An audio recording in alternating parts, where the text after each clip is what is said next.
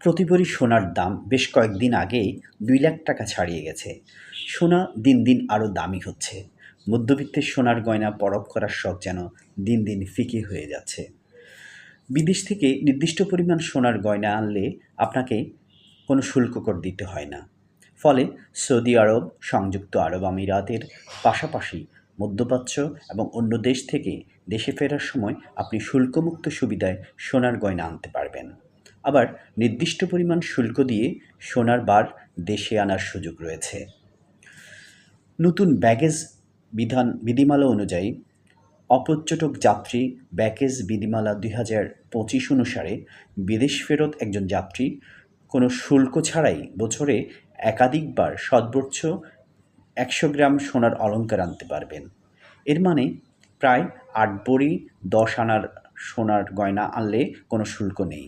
অন্যদিকে রূপার অলংকার আনতে পারবেন ২০০ গ্রাম। তবে সোনা বা রূপা যাই হোক না কেন, একই ধরনের গয়না ১২ পিসের বেশি আনা যাবে না। এছাড়া নতুন বিধিমালার আওতায় তোলাপ্রতি ৫,০০০ টাকা শুল্ক দিয়ে একজন যাত্রী বছরে সর্বোচ্চ একবার ১০ তোলা ওজনের একটি সোনার বার আনতে পারবেন।